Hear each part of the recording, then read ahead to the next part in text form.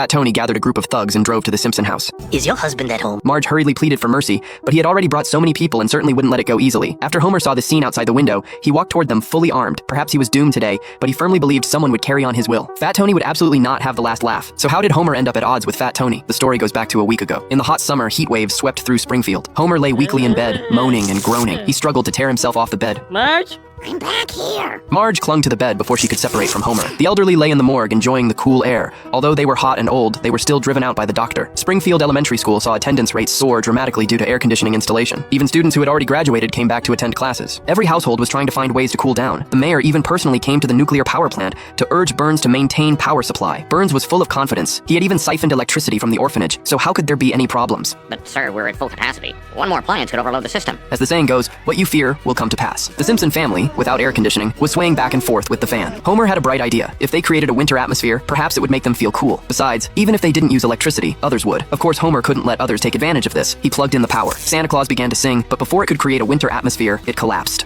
Jingle bell what? Dad, it's a blackout. This time, Homer had made a big mistake. The entire Springfield lost power and fell into darkness. Lenny and Carl were driving while talking on the phone, cursing the oncoming drivers for talking on the phone while driving. Sure enough, they soon crashed. I don't hear an alarm. Let's take stuff. Whoa, isn't that stealing? No, it's just looting. Sweet, let's go nuts. Not just Lenny and Carl, passersby also rushed in to loot things. Many people joined the $0 shopping spree. Some unsatisfied people smashed other stores and looted them clean. Mo also grabbed a trash can and joined in. It's just unclear why he was robbing his own bar. Ah, Springfield. What a beautiful sight to behold. Even the tire fires couldn't escape. The police were the same. They were outnumbered and simply couldn't contend with the rooters. The Simpson family sat on the roof taking it all in. Look at those looters breaking windows, setting fires. They're living my dream and you won't let me join them. Please, can I throw one little? No. Bart refused to give up and kept begging Homer, but Homer was in the midst of self-blame for causing all this and certainly wouldn't agree to let him add more chaos. After a night of revelry, Springfield became dilapidated. Even the founder's statue had fallen. The mayor organized a town meeting. Whether elderly or young, everyone was accusing the police of inaction and even wanted to hit them. Fortunately, the mayor was willing to vouch for them and establish a blue ribbon committee. This finally appeased those disappointed in the police. Marge and Homer in front of the TV sneered at this. They had long lost their trust in the police. Although all this was caused by Homer plugging in that Santa Claus, the police spent an entire night without resolving it. This showed how poor their capabilities were. Homer shifted all the blame to the police. Until Lisa cried sadly because she lost her beloved dolls,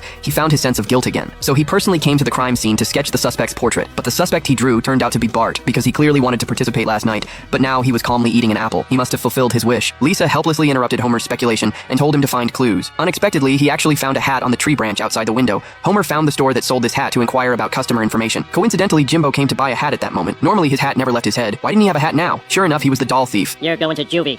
But I just got out of juvie.